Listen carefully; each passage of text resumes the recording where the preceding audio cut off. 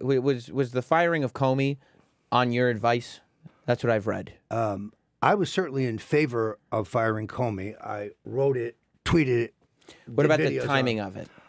I think Jim Comey had worn out his welcome, and I think that the hearing on May 3rd was kind of the last straw. He's a guy running between the raindrops, and he'd become unaccountable.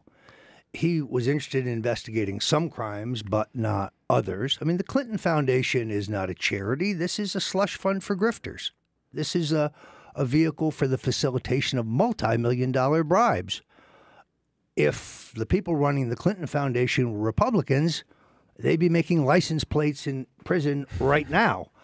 Why the IRS has not pulled their tax status is incredible to me, but maybe they were too busy harassing right-of-center nonprofits that they thought were too political. So it was time for Comey to go. He had no public credibility left. Recognize that in the election, roughly 5 days before the election, he reopens the investigation into Hillary's email because he's received 650,000 emails that Huma Abedin has forwarded from her State Department account to a private, secret Yahoo account, which Anthony Weiner has access to.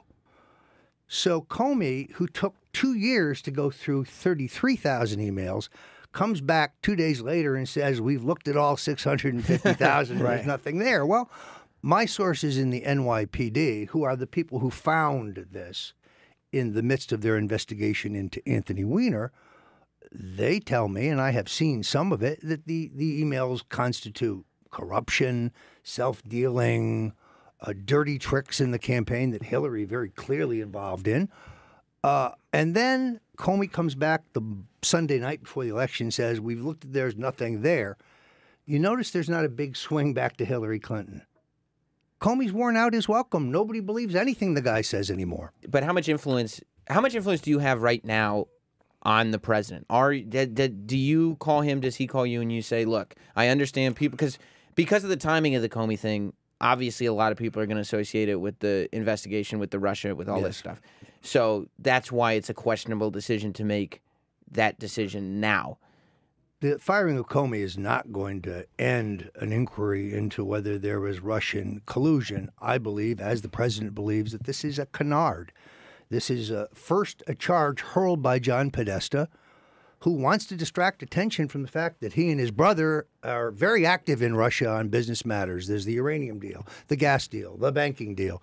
They're the guys making money from the oligarchs around Putin. And Bill and Hillary are giving speeches paid for by the clique around Putin. So what better way to distract from all of that than accuse Donald Trump of being in bed for the Russians? This is a scandal in search of evidence. Where's the smoking gun? I don't think it exists. Why?